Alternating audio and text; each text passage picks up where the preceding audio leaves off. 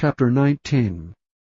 Then Pilate therefore took Jesus and scourged him. And the soldiers platted a crown of thorns, and put it on his head, and they put on him a purple robe, and said, Hail, King of the Jews! And they smote him with their hands.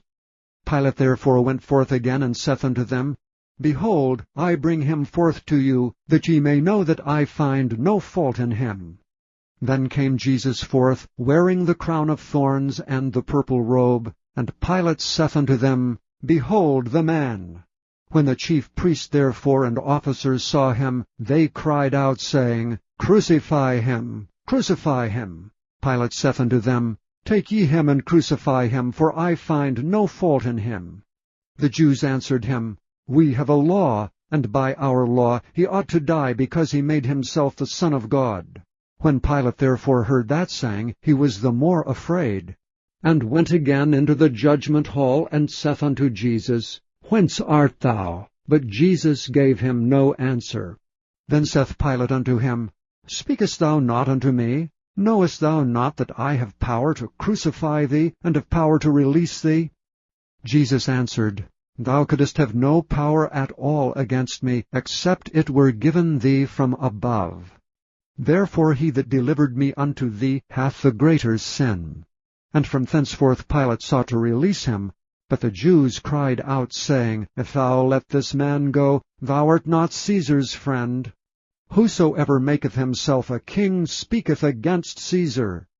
When Pilate therefore heard that saying, he brought Jesus forth, and sat down in the judgment seat, in a place that is called the Pavement, but in Hebrew Gabbatha.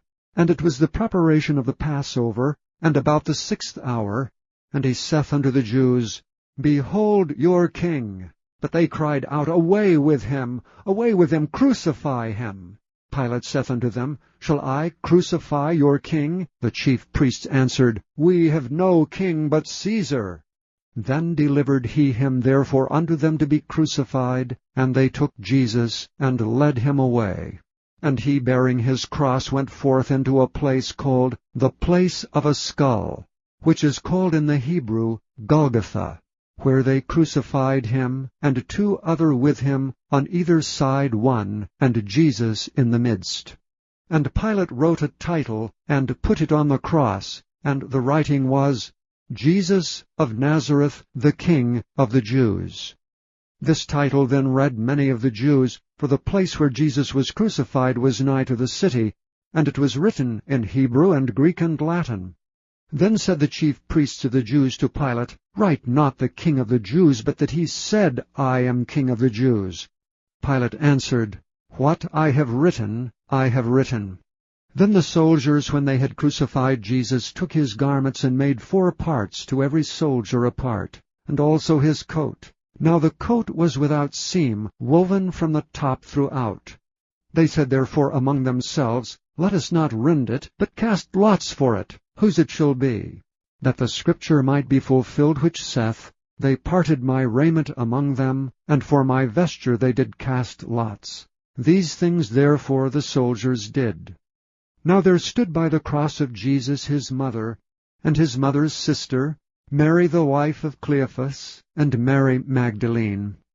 When Jesus therefore saw his mother and the disciples standing by whom he loved, he saith unto his mother, Woman, behold thy son. Then saith he to the disciple, Behold thy mother. And from that hour that disciple took her unto his own home. After this Jesus, knowing that all things were now accomplished, that the scripture might be fulfilled, saith, I thirst. Now there was set a vessel full of vinegar, and they filled a sponge with vinegar, and put it upon hyssop, and put it to his mouth. When Jesus therefore had received the vinegar, he said, It is finished. And he bowed his head, and gave up the ghost. The Jews therefore, because it was the preparation, that the bodies should not remain upon the cross on the Sabbath day, for that Sabbath day was an high day, besought Pilate that their legs might be broken, and that they might be taken away. Then came the soldiers, and brake the legs of the first and of the other which was crucified with him. But when they came to Jesus, and saw that he was dead already, they brake not his legs. But one of the soldiers with a spear pierced his side, and forthwith came there out blood and water. And he that saw it bare record, and his record is true, and he knoweth that he saith true, that ye might believe. For these things were done, that the Scripture should be fulfilled, A bone of him shall not be broken. And again another Scripture saith, They shall look on him whom they pierced. And after this Joseph of Arimathea, being a disciple of Jesus, but secretly for fear of the Jews, besought Pilate that he might take away the body of Jesus. And Pilate gave him leave. He came therefore and took the body of Jesus. Now there came also Nicodemus, which at the first came to Jesus by night, and brought a mixture of myrrh and aloes, about 100 pound weight. Then took they the body of Jesus, and wound it in linen clothes with the spices, as the manner of the Jews is to bury. Now in the place where he was crucified there was a garden, and in the garden a new sepulchre, wherein was never man yet laid. There laid they Jesus therefore, because of the Jews' preparation day, for the sepulchre was nigh at hand.